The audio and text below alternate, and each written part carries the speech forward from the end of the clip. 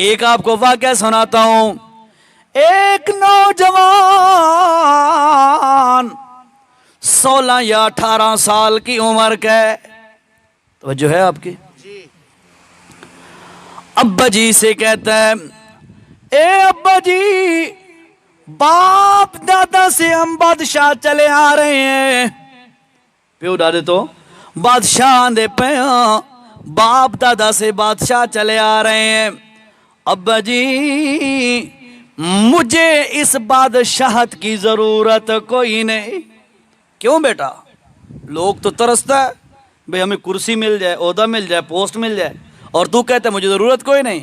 अब्बा जी, मुझे जरूरत कोई नहीं, मैंने अल्लाह से यारी लगा ली है, मैं अल्लाह का हो के रहना चाहता हूं। बाप ने बड़ा समझाया, ओ पुत्रा, बादशाह दे अंदर भी बंदा अल्लाह दा बन के रह सकता है।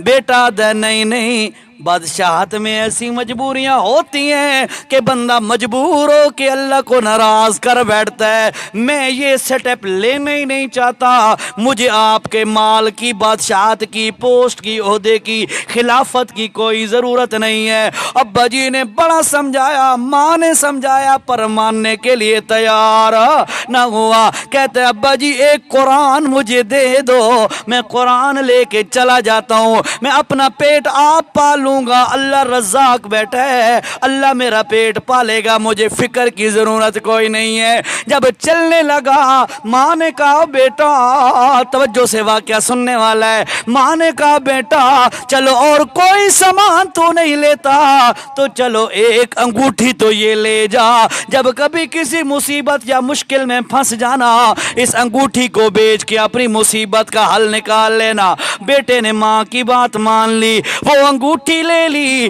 और कुरान ले लिया और बगदाद इलाके से चला, बसरा में पहुंच गया। बसरे के अंदर, जंगल के अंदर जिंदगी के दिन रात गुजारना शुरू कर दिए। और तरीका कार उसका क्या है? हफ्ते में एक दिन मजदूरी करता। तवज्जो कर, ये अल्लाह दा हो वन्य उदी कितनी इज्जत वदी है। तवज्जो कर, हफ्ते में एक दिन मजदूरी करता और जब शाम को कमा के वापस आ जाता, और फिर उसके बाद बाकी 6 दिन सिर्फ अल्लाह की इबादत करता। और हमने क्या किया हुआ है? दिन रात दुनिया के पीछे लगा दिए, दिन रात कोई पता नहीं है, ना अल्लाह याद, ना रसूल याद, ना माँ बाप याद, ना खानदान याद, कुछ भी याद नहीं। पैसा पैसा पैसा, माल माल, सब कुछ इसी के पीछे हमने तज दिया। अल्लाह वो क्या करता है? एक दिन मेहनत करता है, 6 दिन कम आराम से अल्लाह की इबादत करता है। फिर वो जो तोशा या जमा पूंजी है, एक दिन वाली कमाई, वो इस्तेमाल कर लेता है। फिर एक दिन चला जाता है, उसने अपने काम के लिए हफ्ते का दिन मुकर्रर किया। जुमे वाले दिन जुमा पढ़ने के बाद रात गुजारी और हफ्ते वाले दिन वो मजदूरी पे चला जाता।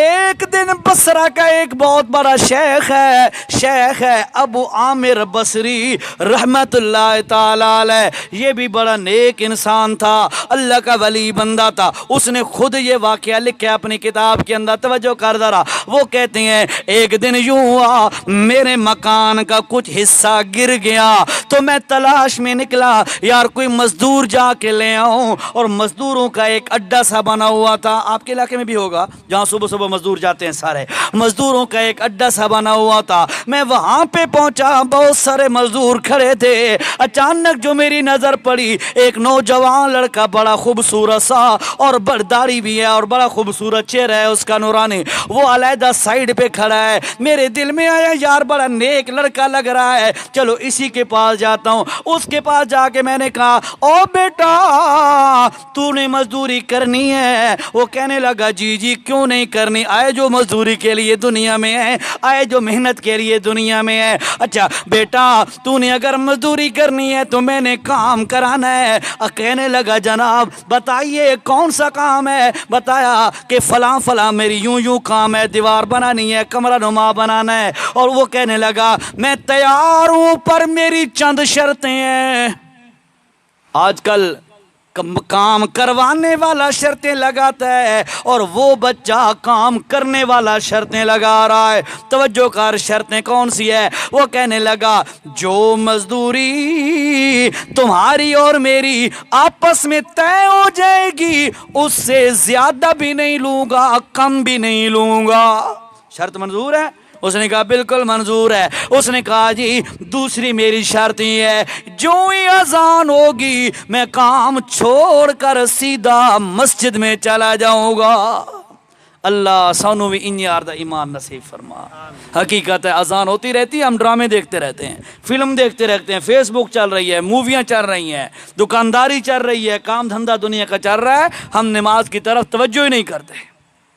वो क्या कहता है, जितना भी काम करूंगा कोई मैं काम खुल के करूंगा, लेकिन काम के दौरान अगर अजान हो गई मैं काम छोड़ दूंगा। उसने कहा जी बिल्कुल ये शर्त भी मुझे मंजूर है। वो भी नेक था ना, आगे वो भी अल्लाह का वली था। उसने कहा जी मुझे शर्त मंजूर है। उस नौजवान को लिया, अपने घर की तरफ चले गए, वहां पर उसको दिखाया काम, ये बेटा ये काम करना है, ये बिल्डिंग बनानी है, यहाँ पर यूं यूं बनाना है। उसने कहा ठीक है, अच्छा तू यहाँ पे काम कर और मेरा शहर से बाहर कोई काम धंधा है मैं उधर जा रहा हूँ। हजरत अबू आमिर बसरी रहमतुल्लाह अलैह लिखते हैं कि मैं वहां से चला गया अपने काम धंधे को। जब मैं शाम को वापस आया काम देखकर हैरान हो गया कि उस अकेले बंदे ने 10 बंदों के बराबर काम किया।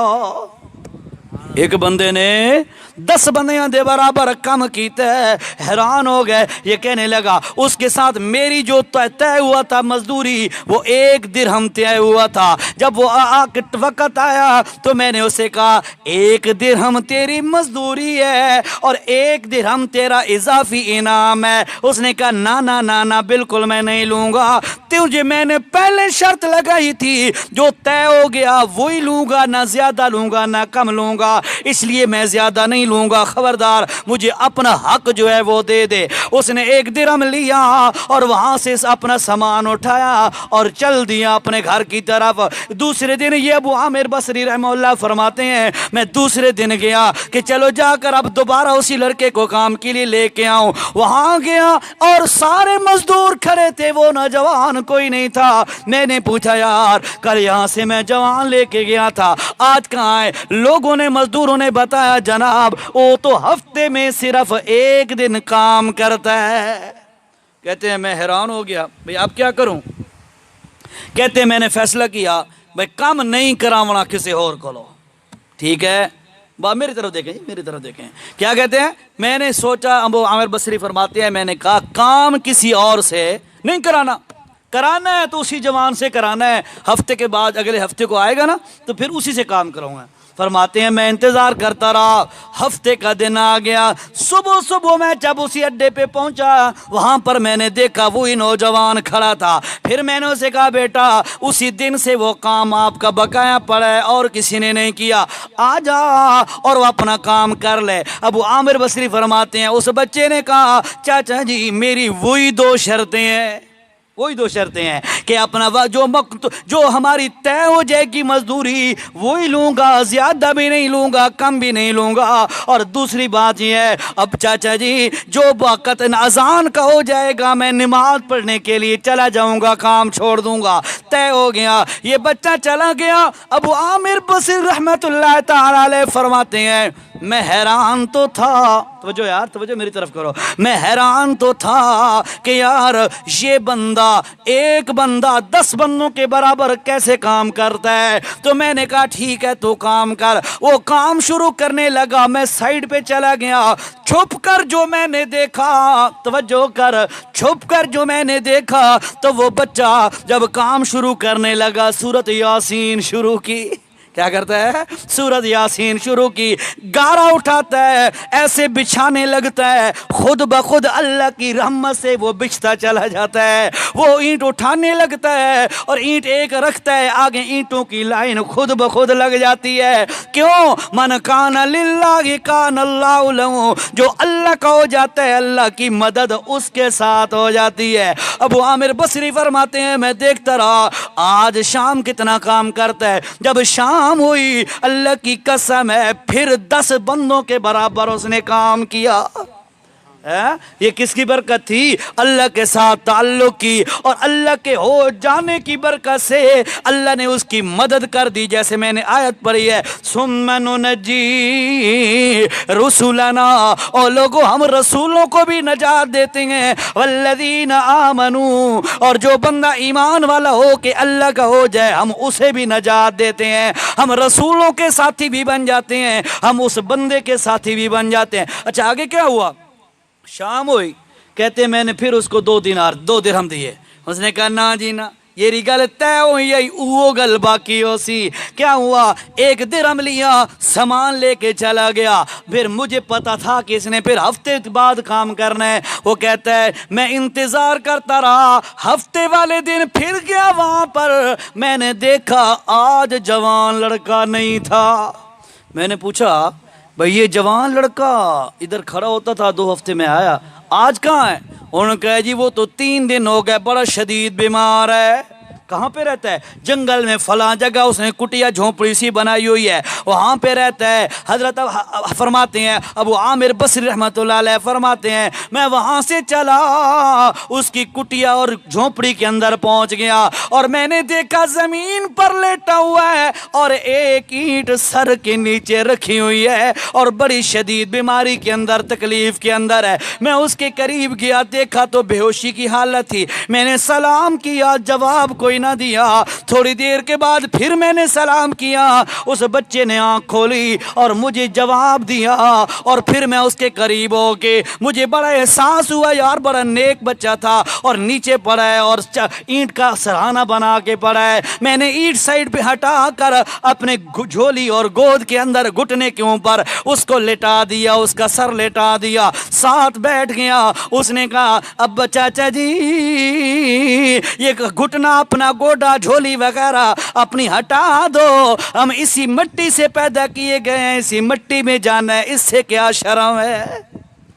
मुझे उसी मिट्टी पे लिटा दो। अल्लाह, ये हजरत उमर भी यहाँ रखा है ना।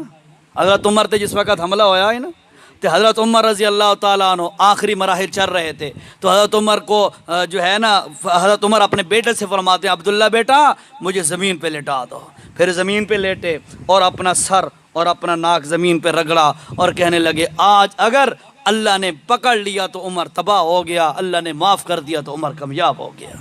ठीक है, ये बच्चा भी ये कह रहा है, कहता है जी मुझे नीचे लेटा दो। थोड़ी देर के बाद अबू आमिर बसरी से कहता है जनाब मैं 2 वसीयतें तुम्हें करता हूँ।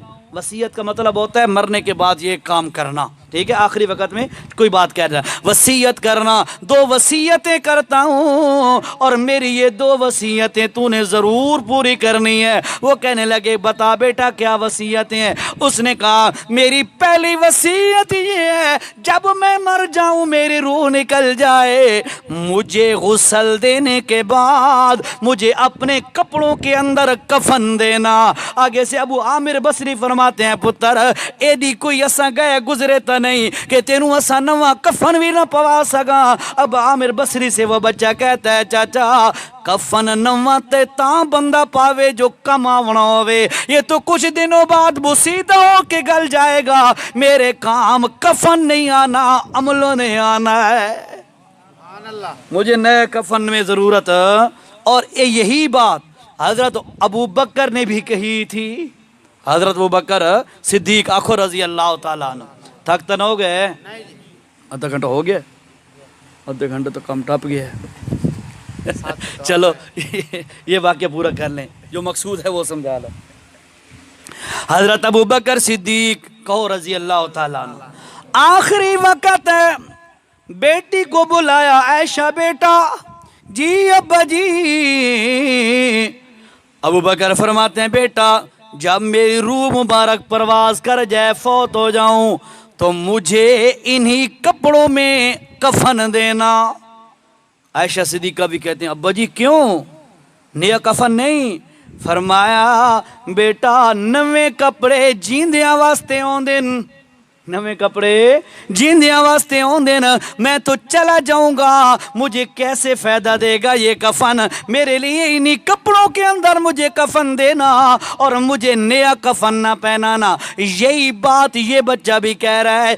पहली वसीयत मेरी है कि मुझे गुस्ल देने के बाद अपने कपड़ों के अंदर कफन देना, और दूसरी मेरी वसीयत है, ये कुरान मेरे पास है, तवज्जो कर, ये कुरान मेरे पास है और ये अंगूठी मेरे पास है, ये अंगूठी और कुरान लेकर मेरे फौत होने के बाद बगदाद चले जाना, और वहाँ पर एक बादशाह है खलीफा हारून उर रशीद, उसको कहना कि ये तेरी अमानत मुझे किसी ने दी थी, मैं तेरी अमानत तेरे हवाले करने आया हूँ, ये अंगूठी और कुरान बादशाह वक़्त खलीफतुल मुस्लिमीन अमीरुल मोमिनीन हारून उर रशीद को दे देना। उसने कहा बेटा मैं इस पर भी अमल करूँगा। ऐसा ही किया, गुस्ल दिया, कफन दिया, जनाजा पढ़ा, दफन किया, फारिग होकर वो कुरान और अंगूठी लेकर हारून उर रशीद के पास गया। उसके महल के बाहर खड़ा है और उसका लश्कर उस वक़्त महल से निकल रहा था। वो कोई आम लश्कर तो नहीं था, उस लश्कर की पहली खेप निकली, तो जो करो, पहली खेप निकली। उस पहली खेप के अंदर 1000 घुड़सवार थे। कितने? 1000 घोड़सवार बंदे। पहली खेप निकली, फिर रेला निकला, उसमें भी 1000 घोड़सवार, 10 रेले निकले, डा ग्रोह निकले, डा लश्कर निकले, फिर आखिर थे वो खलीफा हारून उर रशीद। वो अपने पूरे सज धज प्रोटोकॉल के साथ अपने महल से और कसर से बाहर निकल रहा था। अबू आमिर बसरी फरमाते हैं मैं ऊंची जगह पे खड़ा हो गया और मैंने ऊंची करके आवाज़ दी। जब खलीफा बाहर अपने महल से निकला, मैंने कहा ओ मुसलमानों के बादशाह, ओ अमीरुल मोमिनीन खलीफा हारून उर रशीद, मैं तेरी अमानत लिए फिरता हूँ, मैंने ये तेरे हवाले करनी है। अच्छा ठीक है, बुला लिया गया उस अबू आमिर बसरी को। अबू आमिर बसरी फरमाते हैं मैं उस बादशाह हारून उर रशीद के पास गया, उसको मैं मिला और मैंने कहा जनाब एक बंदे ने आपकी ये अमानत मुझे दी थी और कहा था ये बादशाह वक़्त के हवाले कर देना, मैं ये अमानत पहुंचाने आया हूँ। खलीफा हारून उर रशीद ने जब वो दोनों चीज़ें देखी कांपने लग गया, रोने लग गया, हालत गैर हो गई, कहने लगा मुझे बैठा दो, उधर ही बैठ गया। फिर उस बंदे को करीब किया और कहने लगा ओ अबू आमिर बसरी, तू उस बंदे को जानता है, वो बंदा कौन है और वो बंदा कहाँ है? कहने लगा और तो मैं नहीं जानता, 1-2 दफ़ा उससे मैंने मजदूरी करवाई है और उसके बाद वो बंदा फौत हो गया है, उसने आखिरी वसीयत मुझे की थी, मैं वो वसीयत पूरी कर रहा हूँ। हज़रत खलीफा हारून उर रशीद ने अबू आमिर बसरी से कहा ओ अबू आमिर बसरी, तुझे शर्म नहीं आई उस बंदे से काम कराते हुए? अबू आमिर फरमाते मैं हैरान हो गया, क्या मतलब है शर्म का? वो कहने लगा हारून उर रशीद तुझे पता नहीं है, वो मैं हारून उर रशीद का सगा बेटा था। क्या ना पुत्र आई है? हारून उर रशीद बादशाह दा पुत्र, ठीक है। और हारून उर रशीद कौन है? ये बनु अब्बासी खिलाफत के हुक्मरान हैं, अब्बासी खुलाफा हैं। और अब्बासी कौन है? हज़रत अब्बास हजूर सल्लल्लाहु अलैहि वसल्लम के चचा, यानी ख़ानदान